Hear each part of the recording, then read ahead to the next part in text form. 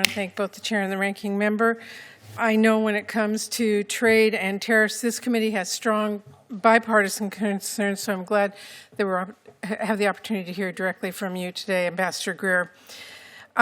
President Trump promised to lower costs on day one. Instead, he did slap these unprecedented new taxes on nearly everything that Americans buy from abroad. And now that prices are rising, he's calling affordability a Democratic scam. Well, Ambassador, let me just ask you, yes or no, do tariffs raise prices for American consumers? I don't think they do. When you look at all the data, I think they have a very limited impact. Well, I disagree, and Secretary Bessent said on Fox News that exempting products from tariffs would, quote, bring the prices down very quickly. Wouldn't that mean then that tariffs increase prices? I think, again, the general answer is no. I think with some of those products he was referencing, bananas, coffee, things we don't necessarily make, there you're going to get more of a chance of a price impact from tariffs. Other stuff that we make or have a lot of producers, you don't have the flow through. But I think with those, you could see an impact. So, well, I think my consumers, people in my state, are seeing price increases, and they know what's happening. I don't see how anybody with a straight face can't say that tariffs raise prices, but somehow ending them lowers the prices. So I think we all need to be honest. Now, in April, I visited a local candy company in my home state in Tacoma, Washington. They're called Brown and Haley. They have been in business for 112 years, and they employ 150 people. They are known for almond roca, which they export to 65 countries in the world.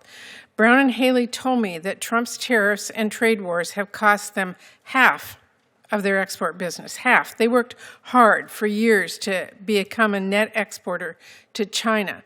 And then Trump's trade war came along and their China exports dropped to zero. Now, to keep their business alive in China, they have been forced to license their brand to other products made in China and literally helping Chinese manufacturers at the expense of the American ones. You're their trade representative. What have you done to ensure that American small businesses who rely on sales to China are able to sell their products and grow the economy here at home? So a couple things. First of all, we're opening market access all over the world in places like Southeast Asia and even in Europe, places where everyone thinks we've had market access for a long time, but we haven't. So we're opening billions and billions of dollars of markets. I'd be interested in talking to the company that makes almond roca. I think that's that is news to me that they had an issue in China. Well, they're one of many in my home state and actually in this country who are facing the same kind of thing. And in fact, we have farmers and growers who are trying to expand into other markets, as you well know, and they're being thrown one-time limited relief. But our small businesses and our farmers want to trade. They don't want aid.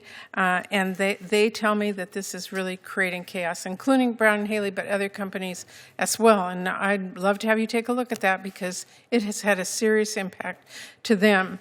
Now, I do understand tariffs can be strategic, but there seems to be no strategy to me when it comes to this trade war. And coffee is a great example.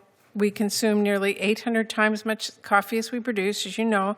I doubt that's going to change anytime soon.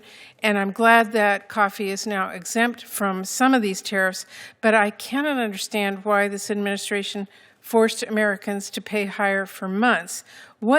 Tell me, what did the coffee tariffs actually achieve? So, first of all, coffee prices were going up for 2 years. I can't affect the weather in Brazil and these other places. Second of all the tariffs that were imposed, some of them are in place to protect domestic supply chains. Some of them were in place for leverage. So in early September, the president announced that he was going to take the tariffs off of coffee and bananas and other things. And then once we had the deals with the kind of countries that send us coffee and bananas, Ecuador, Vietnam, Indonesia, et cetera, then we had used that leverage and we removed it. Why did it take so long to exempt coffee? Well, because TPP was negotiated for 8 years under Obama, and it never came to fruition. We did deals with Southeast Asia in 6 months to get all the tariffs down. So I think that's really, really fast. Well, my opinion is those kinds of issues should have been worked out before we slap tariffs on anybody. But let me say this, and I just have a few seconds left. Canada is Washington State, my state's second largest export partner and our largest source of international visitors. And I want you to know this. President Trump's trade war and insults have driven away Canadian visitors to my state and to other states. it has delivered a huge blow to our economy. Passenger vehicle border crossings in my state are down more than 24% in the first 10 months of this year. Spokane, Washington, Eastern Washington, saw a 33% drop in visitors this year.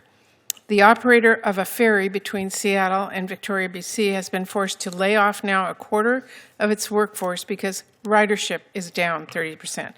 In my state, Americans are losing their jobs and our businesses are struggling. And I just really believe, Mr. Ambassador, we should not be picking fights with our close allies and neighbors like Canada. This trade war has been a terrible blow to American small businesses, and I hope it ends. It has to end. If it could end tomorrow, it would be so much better for my state and so many other people. And I want you to know that, especially with Canada. This is hurting my state.